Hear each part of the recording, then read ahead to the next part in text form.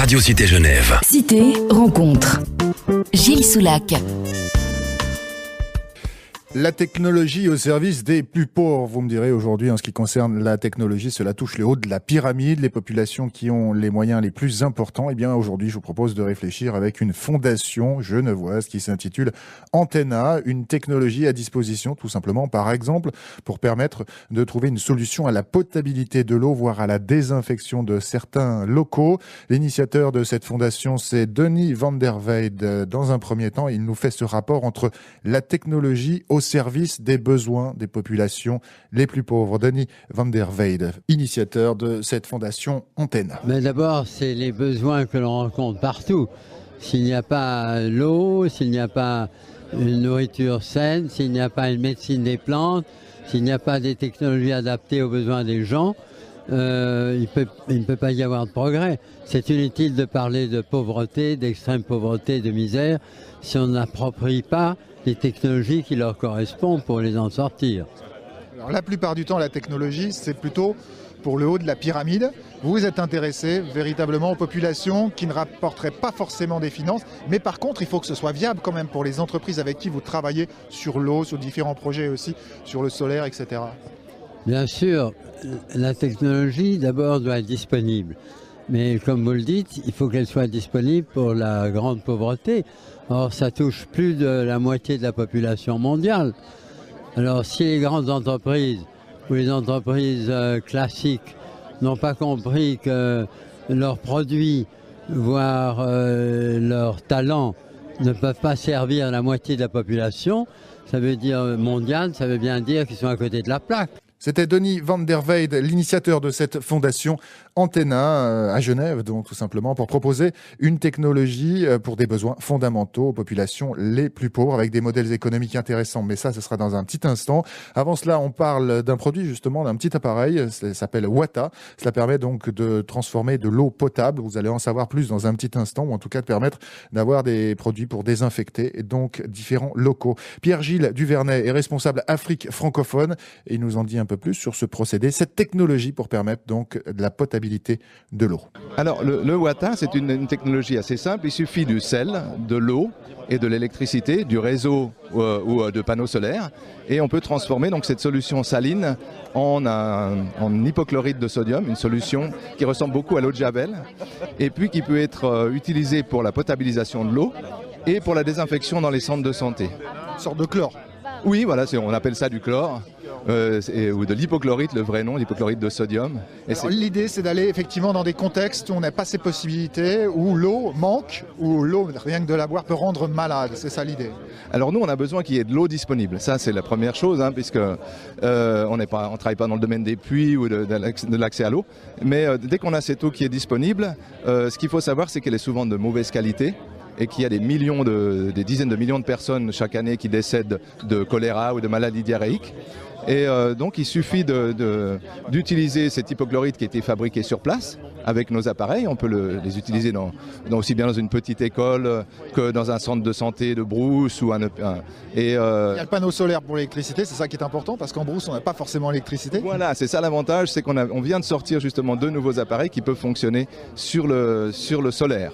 Ce qui rend beaucoup plus indépendant un petit centre de brousse, une petite maternité qui est à 100 ou 200 km d'une plus grande ville.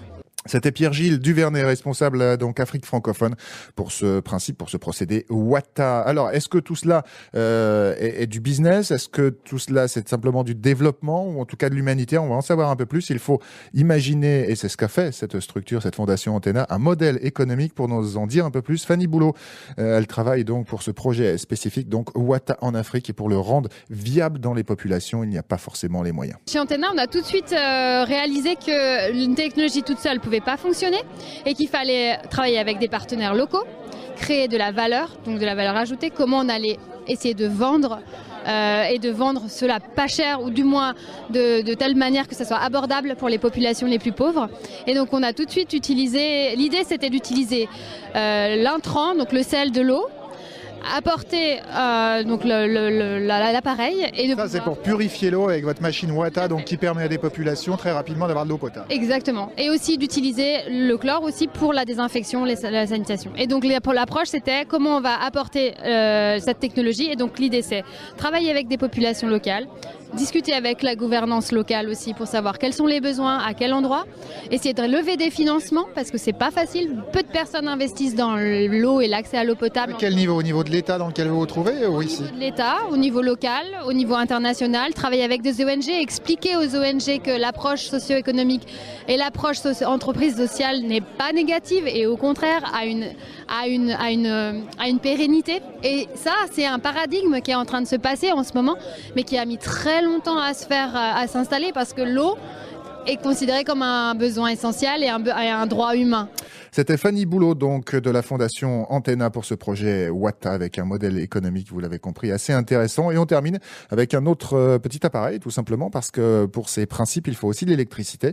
Eh bien, je vous propose de retrouver l'un des responsables de recherche en développement. Il s'appelle Frédéric Opsiale.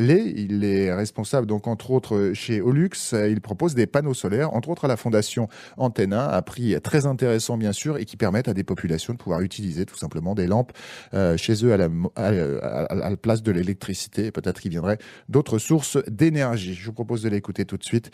Frédéric Opsiale. Mais en fait, on a développé un kit solaire pour amener de la lumière propre à ces populations qui n'ont pas accès au réseau électrique. Au niveau base, pour les besoins essentiels d'éclairage.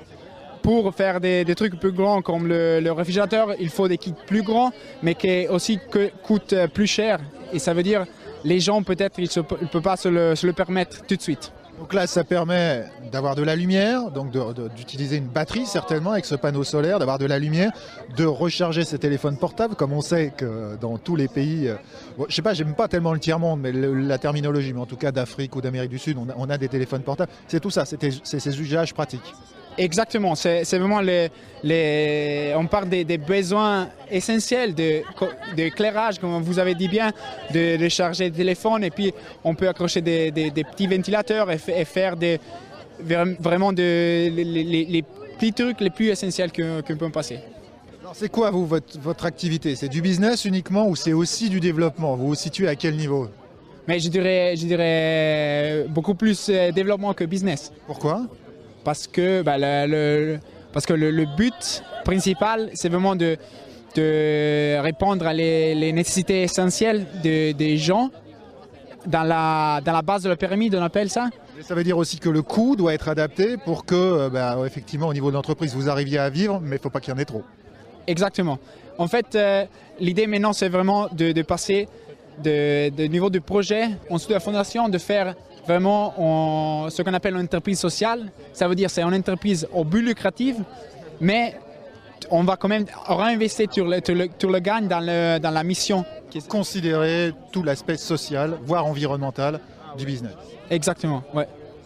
C'était Frédéric Opsiale, donc qui est responsable pour la recherche et développement pour ces panneaux solaires, donc utilisés par la structure Antenna dans les pays les plus pauvres. Nous avions écouté également Pierre-Gilles Duvernay pour ce projet Wata, donc pour la potabilité de l'eau, ainsi que Fanny Boulot pour le modèle économique d'Antenna, cette structure donc au service et dans un rapport entre ces entreprises qui innovent aujourd'hui et puis la possibilité pour les plus pauvres de pouvoir les recevoir avec des plans économiques. Et Denis Van der Velde, lui qui était l'initiateur de cette fondation Antenna. En plus, c'est à Genève si vous voulez en savoir plus.